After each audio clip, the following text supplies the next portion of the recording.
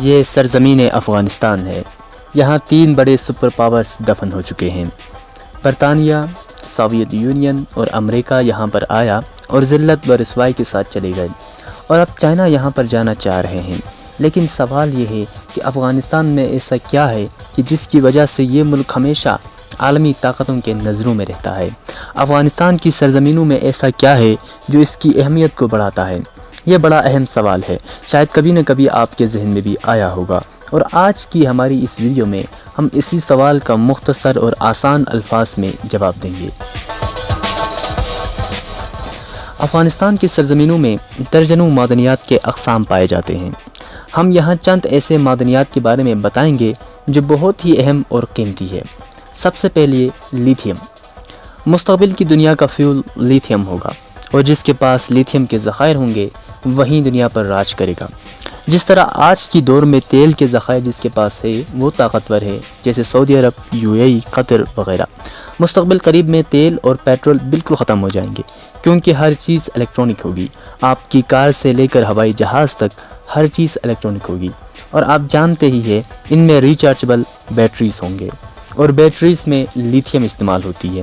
اب تک لیتھیم کا سب سے بڑا ذخائر افغانستان کے شہر ہرات اور غزنی میں دریافت ہو چکے ہیں۔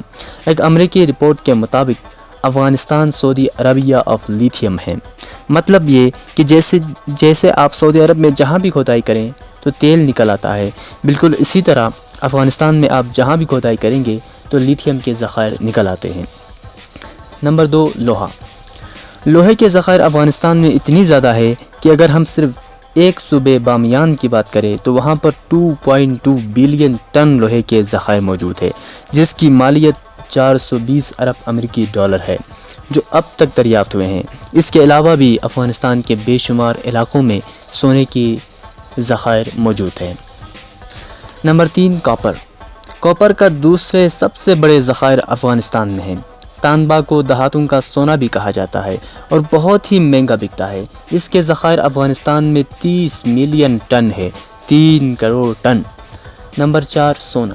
جیسے کہ آپ جانتے ہیں سونا کتنا قیمتی ہے۔ اس کے ذخائر افغانستان میں 20 سے 25 میٹرک ٹن ہے، جو غزنی اور دوسرے چند وادیوں میں پایا جاتا ہے، اور بدخشاں میں بھی سونے کے بڑے بڑے ذخائر موجود ہے۔ اس کے علاوہ بے شمار علاقوں میں سونے کی ذخائر کا امکانات ہے جو ابھی تک دریافت نہیں ہوئے اور مستقبل میں ڈسکور ہوں گے۔ نمبر 5، پیٹرول اور نیچرل گیس۔ افغانستان میں پیٹرول اور نیچرل گیس کے بڑے بڑے ذخائر موجود ہیں۔ صرف بلخ اور جوزان میں 2 ارب بیرل آئل موجود ہیں۔ شمالی افغانستان میں پیٹرول اور نیچرل گیس کے ذخائر دریافت ہو رہے ہیں۔ ایک امریکی سروے کے مطابق افغانستان میں گیس اور پیٹرول کے بہت سارے ذخائر موجود ہیں جو جنگی حالات کی وجہ سے ڈسکور نہیں ہو سکے۔